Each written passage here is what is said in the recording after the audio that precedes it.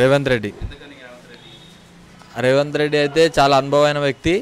ఆయన ఏదైనా సాధించగలడు. ఇంకోటి ఏంటంటే గవర్నమెంట్కి ఒక ప్రశ్నించే గొంతు ఉండాలి అని అంటే రేవంత్ అన్న అయితే కరెక్ట్. వాళ్ళు వాళ్ళ ఏమంటారు, వాళ్ళ సొంత పనుల కోసం వాళ్ళు పోయారు. దాంతో ఏం పెద్ద ఫరక్ పడదు. రేవంత్ రెడ్డి ఉంటాడు ఎప్పటికైనా. టీఆర్ఎస్కి వెళ్ళి ఎవరు నిలబడితే వాళ్ళకి గెలిస్తేనే మంచిగా ఉంటుంది. పనులు అయితే అన్నీ ఏదైనా కానీ వేరే వాళ్ళు గెలిస్తే పనులు అయితేనే ఉంది. ఎవరు గెలిచినా ఆ పార్టీలోకి మారుతాడు కదా. ఇప్పుడు ఏ పార్టీలో ఉంటాడు అనేది ఏముంది, ఒకటే పార్టీ ఉంటుంది, అదే టీఆర్ఎస్.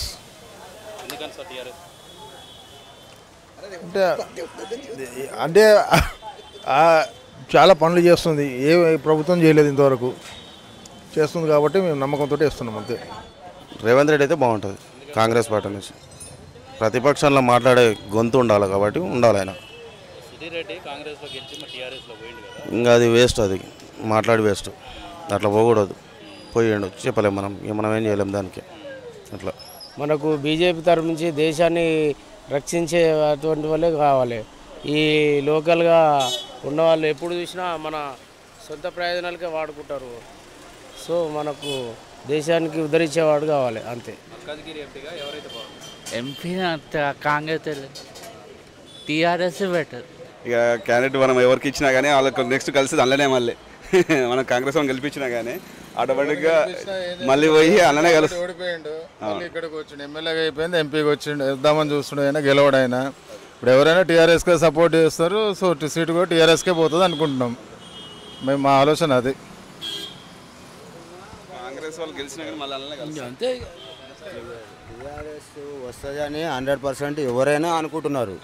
ప్రత్యేకంగా టీఆర్ఎస్ వస్తుందని ఎవరైనా అనుకుంటున్నారు. ఇదివరకు నిలబడ్డోళ్ళు కూడా నిలబడ్డారు, అయిపోయింది. కానీ ఇప్పుడైతే ప్రత్యేకంగా ఆయన్నే వస్తాడు. కారు గుర్తు ఖచ్చితంగా వస్తాడు, 100% వస్తాడు. గాలే ఉంది, మనం ఆయన చెప్పాల్సిన పనే లేదు, ఎవరికి లేదు. బీజేపీకి అనుకుంటే అది కూడా లేదు. ఇప్పుడు ఈ ఏరియా అయితే లేదు. ఉన్న రేవంత్ రెడ్డికి ఇస్తే బాగుంటుంది. రేవంత్ రెడ్డి మంచి అభివృద్ధి చేస్తాడు, మంచి చేసే వ్యక్తి. రేవంత్ రెడ్డి ఉంటేనే బాగుంటుంది. మంచి క్యాండిడేట్.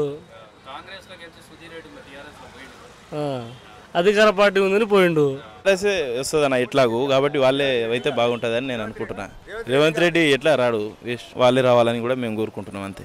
మల్కాజ్గిరిలో ఎంపీగా రేవంత్ రెడ్డి అయితే బాగుంటుందని నా ఉద్దేశం.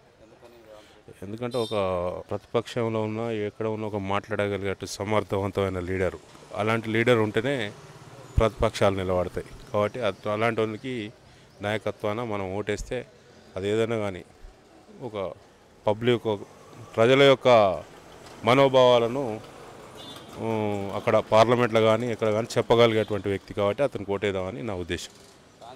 పోతేంది, ఇప్పుడు రామారావు గవర్నమెంట్లో కాంగ్రెస్కి 26 సీట్లు వచ్చినాయి.